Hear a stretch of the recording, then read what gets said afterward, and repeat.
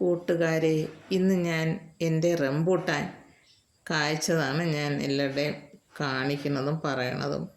ഞാനിതൊരു റംബൂട്ടാൻ്റെ വരിക്ക വാങ്ങി നട്ടതാണ്. 350 രൂപ കൊടുത്താണ് ഒരു തൈ വാങ്ങി നട്ടത്. ഇപ്പം 4ാം വർഷമാണ്. എനിക്ക് കഴിഞ്ഞ വർഷം മുതൽ എൻ്റെ ആവശ്യത്തിനുള്ള കായ കിട്ടി തുടങ്ങി. അത് ചുവപ്പ് വരിക്കയാണ്. ഞാനൊരു കുഴിയെടുത്ത് അതിൽ ചാണകപ്പൊടിയും കോഴിവളവും ഒക്കെ ഇട്ട് മിക്സ് ചെയ്ത് തൈ കൊണ്ടുവന്ന് നട്ട്.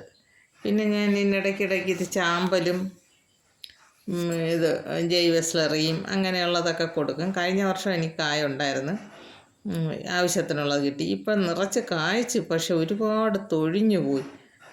ഇതിൽ മഴ അതിച്ച മഴയാണോന്ന് അറിഞ്ഞുകൂടാ, ഒരുപാട് തൊഴിഞ്ഞു പോയി. നിറയെ കായായിരുന്നു, അത്രയും തൊഴിഞ്ഞു. എന്താണ് അതിൻ്റെ കാരണമെന്ന് എനിക്കറിയില്ല.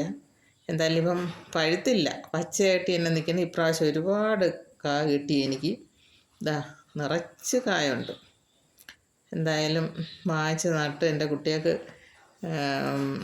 ഇഷ്ടം പോലെ കഴിക്കാനുള്ളതുണ്ട്. എന്തായാലും ഇതുപോലെ എല്ലാ വീടുകളിലും അത്യാവശ്യമാണ് ഒരു റംബൂട്ടാൻ നമുക്ക് നട്ടുപിടിപ്പിക്കേണ്ടത്. ഇതുപോലെ ചെയ്താൽ മതി.